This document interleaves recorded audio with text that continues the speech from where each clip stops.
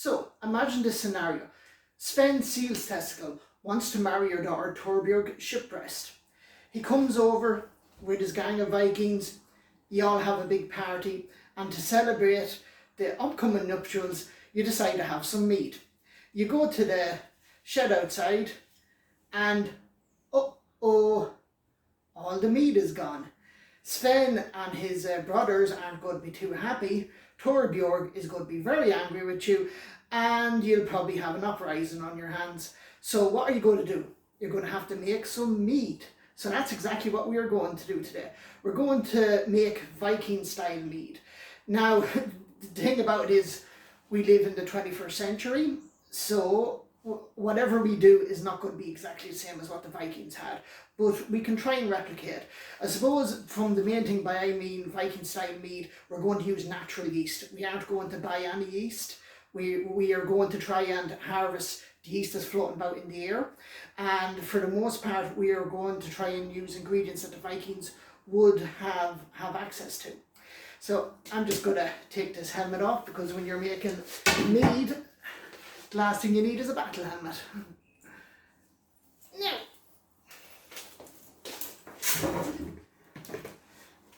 so like all good chefs and cooks, first thing I'm going to do is go to wash my hands here. Give me 1 second.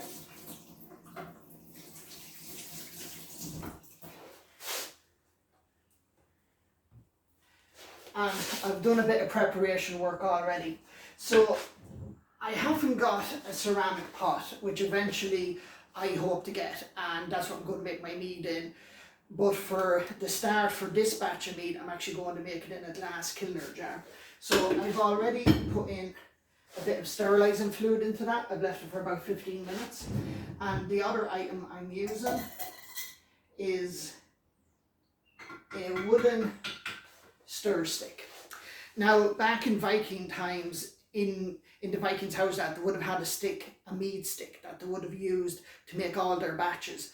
And kind of I suppose at the time back then, it would almost seem like magic. You would have stirred up your honey and water, and eventually you would have got lovely taste in alcohol. And you'd be kind of wondering, where did the yeast come from? To be honest, back then they wouldn't wonder where the yeast had come from, because they would have thought it was probably magic. So what they would have had was a stick which they would have used for making all their batches, and it would have been handed down through generation to generation possibly. And because yeast would actually get into the fibres of the timber, every time you use your stir stick, you would be adding some natural yeast back into the next was a batch. And you basically, it's a possibility that each Viking house, say in Iceland or that, would have had different strains of yeast that would have went back maybe 10 generations or that. So it's possible that each family's mead might have tasted slightly different. I'm sure they all also had home recipe. So that's the first thing I'm after doing, is sterilising my stick and my jar. Now, again, in modern times, most of the water comes out of the tap, and any kind of central water supplier that has chlorine and fluoride in it. So again, we want to encourage bacteria, or not bacteria, but yeast growth. So it is a kind of a trade-off. So we want to use as much as kind of non-preserved stuff as possible. So I'm just using very simple water with no preservatives in it. I'm just going to rinse my stick off with that. Just to rinse off it, sterilise it out. The steriliser I'm using is the same as what can be used in babies' bottles. So technically you don't need to rinse it off, but I want to, and again, we want to encourage our yeast to grow. So the least amount of steriliser left.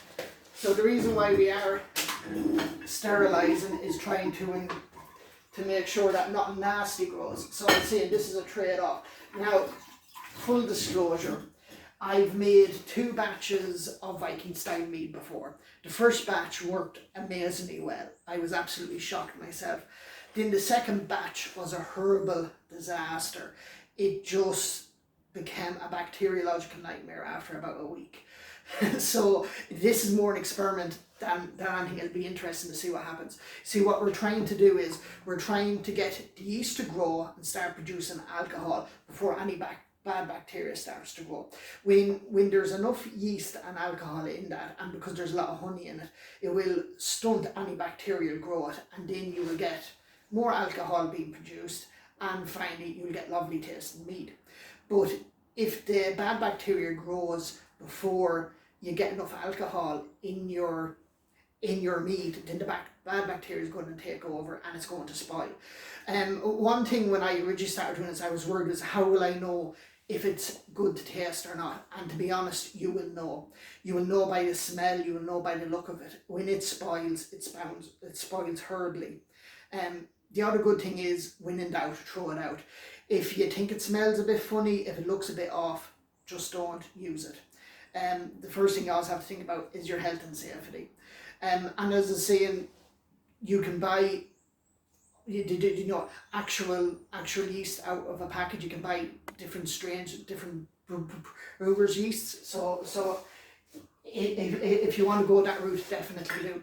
What a lot of people do when they are making kind of Viking style yeast, they actually like to use natural ingredients such as say yarrow root or meadow sweetener, to actually go out and get flowers and to put them in, and because those flowers would be coated in natural yeast as well, the actual petals and flowers now. But I'm not a botanist, and I don't want you to see on the news Big Al poisons himself.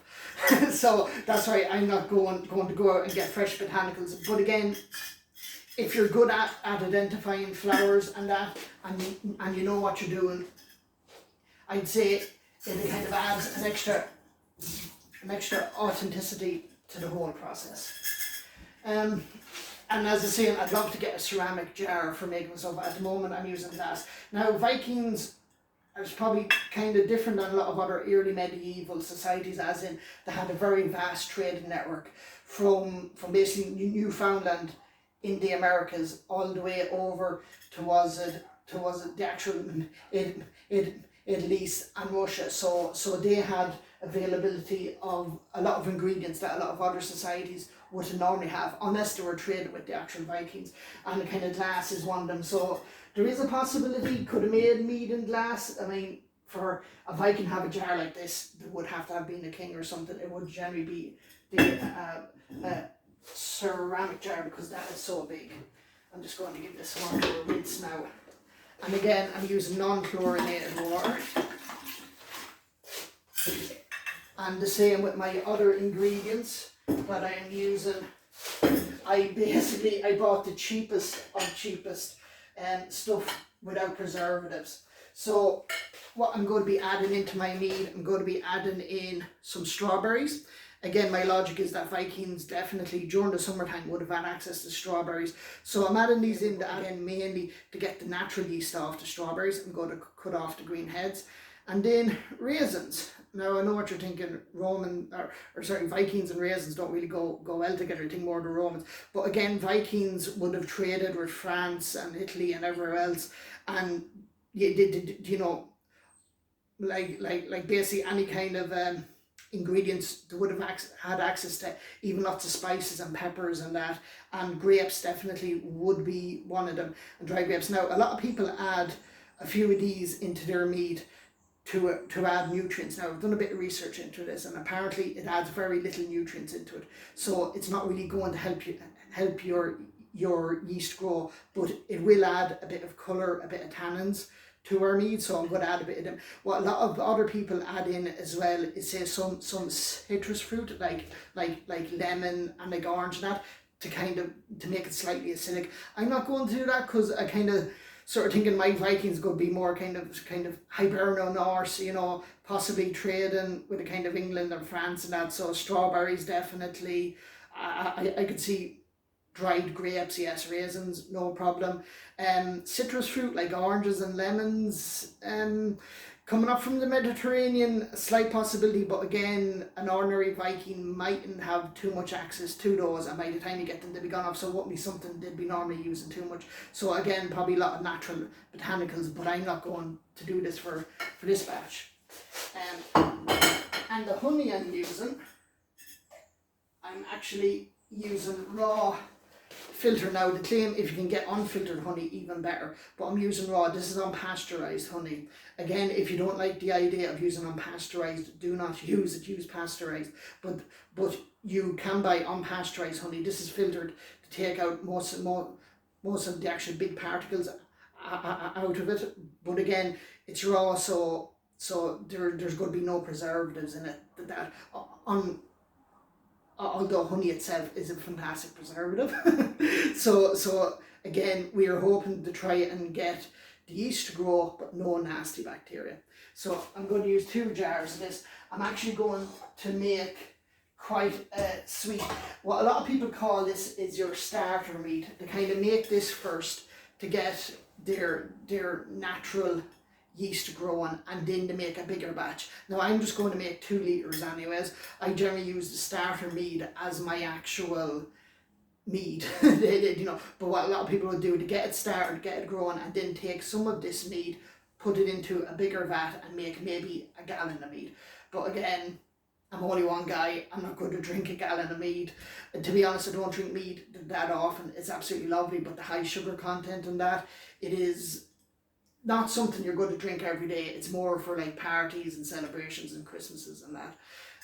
So yeah, so basically I'm just going to make 2 litres. So I'm kind of doing a 1/4 mix. So I'm going to have fill this jar about 1/4 as the way is with my raw honey, and then the rest I'm going to fill with basically simple spring water. To make things a little bit easier, what I did was I've put my honey into slightly warm water already. Not sure if you can see that, but basically there's water there, and I put my 2 jars in here just to let the honey flow a bit easier. So I boiled the kettle earlier on, let it cool down, and then put that slightly warm water in there. So got my jar. First thing I'm going to do, I'm going to pour my honey in. Let's see. So hopefully these flow easy enough.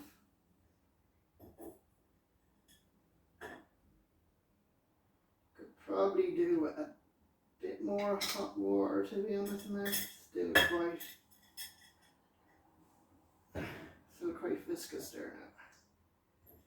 But we rinse this out later with water. What a lot of people do as well, they actually slightly warm their water that they are putting their honey into, again, just to get them to mix better.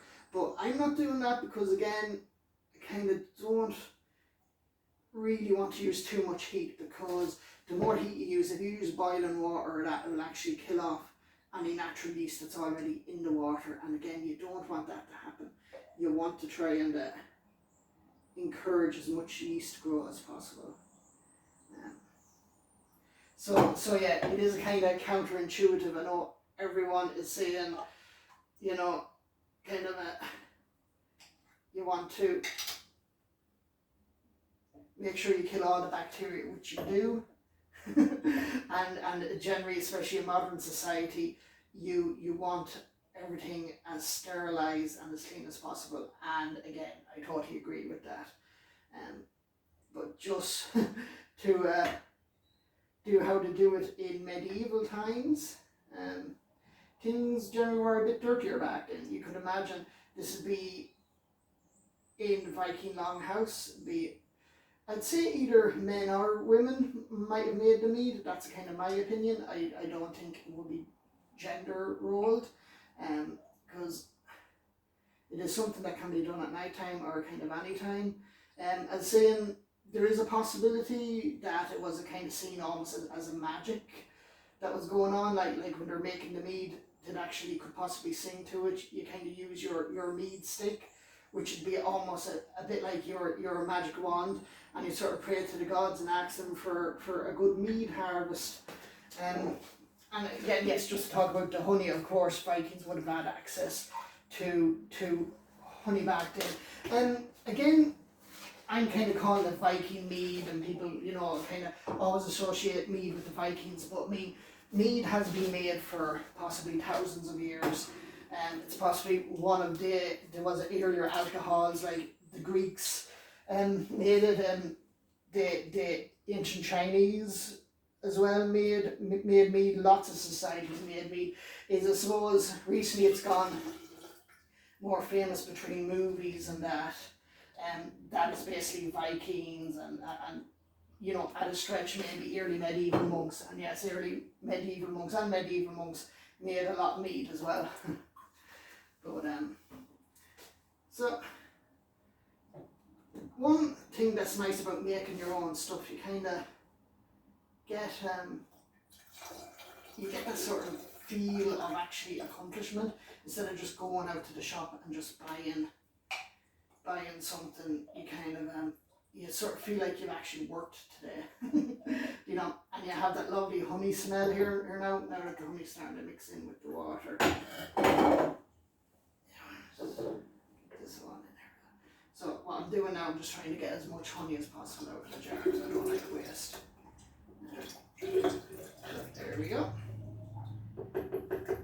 So that's the honey gone in. Going to give that a bit of a stir. As saying now, you can imagine you're being in a longhouse beside the fire on a cold night, and yes, Sven Seal's testicle really wants some mead, and you're like, come back in 2-3 months, maybe 6 months time. That's the one thing about using natural yeast, is that it can take an awful lot longer to ferment. But again, the thing about mead and the way I use it is that I don't really try and get a really high alcohol content. You can keep transferring it from bottle to bottle and kind of concentrating it as you go. But I like a more sweet mead. I said more as a kind of a party dish nearly. Like, I don't really need it very alcohol strong, so I tend to start using it a lot earlier than a lot of people might. But yeah, if you want a really good strong mead, you might have to maybe wait half a year. But that's why you'd actually have a couple of batches on the go. You'd always be making new mead. So that's that. I'm going to store in more water now. I'd say I'm making about 2 litres of it.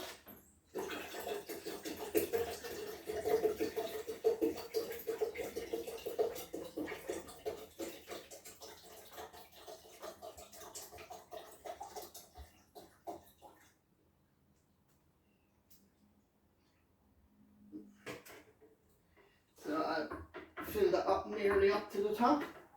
So I'll give this a bit of a stir. And they're saying back in Vikings times, I believed, and kind of ancient Irish society as well, maybe they might have sung or said poetry or done an incantation. And that.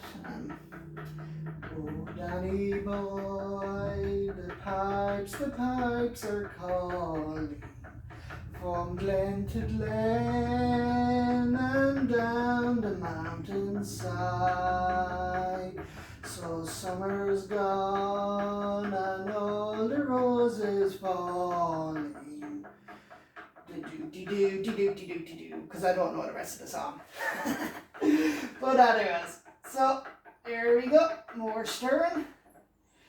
Now the trick with this is I'm going to leave this lid open for about a week. Again, when you're making Viking style mead, you have to let the meal tell you when it's ready. When you feel that it's starting to bubble and that, I'm going to put it into other bottles, and I will film another video for that. So I've just got to get one item here.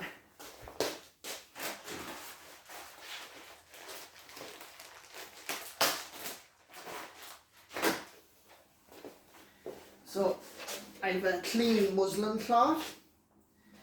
So and again, I'm going to put this in a dark area. You don't want it in direct sunlight. I'm probably going to put it into the back of my press. I'm going to stir it about 3 times a day. So when I'm making mead, it kind of becomes an actual kind of daily ritual. I sort of stir it in the morning before going to work.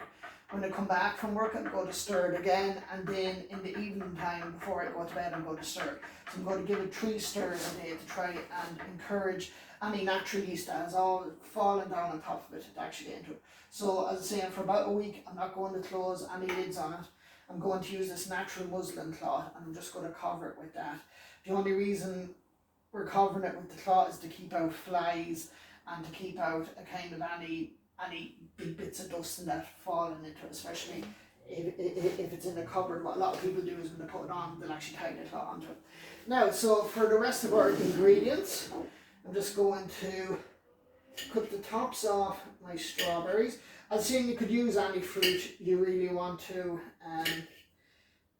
You know, you could use blackberries, blueberries. You could even use kiwis, but Vikings would not have had access to those. So I'm just going to have my strawberries. So here we go. That's in there. And again, make sure you have a nice clean hand. So I'm just going to throw these in here. So these are going to float on top. Now, as I was saying, my other mead that's spoiled, and my second batch that's spoiled, the fruit I had on top was strawberries and something else, and basically they went off, started growing a lot of fungus on them, and once they went off and spoiled the whole thing. So what I should have done when I started seeing any growth, I should have removed the fruit from the top. So that's not a mistake. I want to replicate again now, so I'm going to try and keep this batch from spoiling. So the second ingredient, as I saying, is raisins or dried grapes, and basically this is just to add a bit of tannins into it, you know, kind of add a nice bit of colour. You can make whatever you want. Again, I know I'm calling this mead. I know there's a lot of purists out there which say this isn't mead, it's melomel, because I'm putting fruit and that into it. Kind of mead doesn't have any, but again, everything the Vikings would have done would have been a melomel. I'm sure if a kind of little Thorsten came in with a handful of edible flowers, they would have went straight into it. As I said, every family might have had a preference, but I'm sure every batch would have been slightly different depending on the time of year it was made, depending on the country. Again, the Vikings, you could have them from North America down to the Middle East, and in Constantinople, the Varangian Guard for the Byzantium emperors was actually all Vikings, and you can imagine them in their barracks at night brewing up mead. So a lot of stirring, your hands will get tired. So I put the honey and the raisins in. As I see, the raisins fell to the bottom and the strawberries at the top. So I will remove the strawberries as soon, if I feel that they're spoiling at all, I'm going to take them out. Because again, the main reason they are here is to add in natural yeast. So I did wash all my fruit beforehand, but again, I washed it in non-chlorinated water. I washed it in kind of spring water. If you have well water, that'd be absolutely fantastic. So that's kind of my mead. As I said, I'm going to stir it, and then what I'm going to do is I'm going to cover it with this cloth. And what I like to do, now everyone is different, I'm just going to leave my mead stick on top of it. I'm not going to wash my mead stick, and I'm going to see if any natural yeast falls on it, and I'm going to reuse that again. And again, if you want it, you can cover it with your cheesecloth if you want to keep the flies in that. Kind of get on it, but that's what I'm going to do. I'm going to stir that now for probably about another 10 minutes just to give it a real good stir at the start. So that is my Viking style mead. If you liked what you saw, please like our channel.